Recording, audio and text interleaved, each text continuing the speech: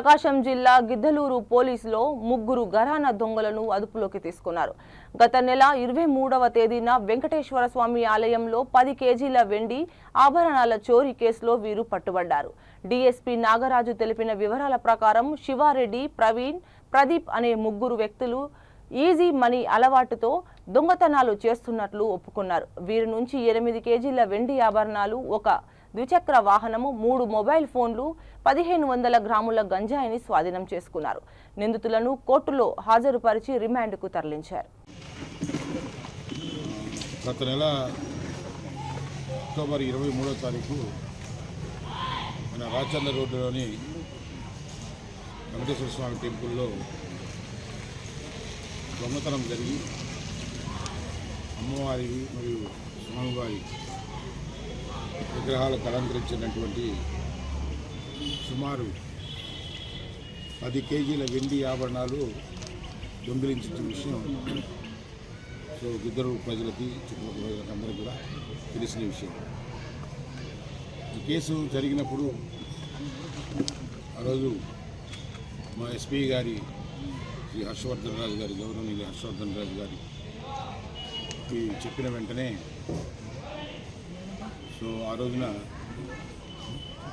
ఒంగోలు నుంచి కూడా జాగిలాలు కానీ క్రూజ్ టీము, అట్లాగే ఒంగోలు నుంచి కూడా క్రూజ్ టీము, మళ్ళా మన మార్కాపూర్ క్రూజ్ టీము, అట్లాగే అందరూ అధికారులు దాంట్లో ఇన్వాల్వ్ అయ్యి ఎట్టి పరిస్థితుల్లో కూడా ఈ కేసు ఖచ్చితంగా పట్టుకోవాలి అనే ఒక గట్టి ఆదేశాలు మాకు ఇవ్వడం జరిగింది ఎస్పీ గారు. ఆ రోజు నేను కూడా హుటాహుటిన వచ్చి నేరస్థానం పరిశీలించడం జరిగింది. దాని తర్వాత మాకు అందుబాటులో ఉండే అన్ని కోణాల్లో కూడా ఈ కేసుని చాలా ప్రతిష్టాత్మకంగా తీసుకుని అన్ని కోణాల్లో కూడా దర్యాప్తు చేయడం జరిగింది. ఈ క్రమంలో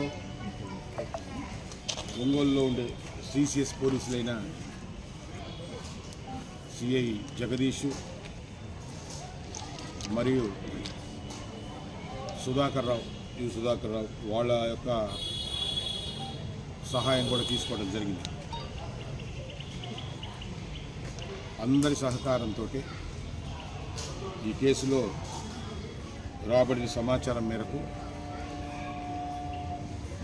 ఈ రోజున వడ్లమాను శివారెడ్డి, జట్టిపోయిన ప్రవీణ్, జట్టిపోయిన ప్రదీప్ అని వీళ్ళంతా కూడా గుంటూరు జిల్లాకు సంబంధించిన వాళ్ళు. ఈ శివారెడ్డి అనేవాడు చాలా పాత నేరస్తుడు.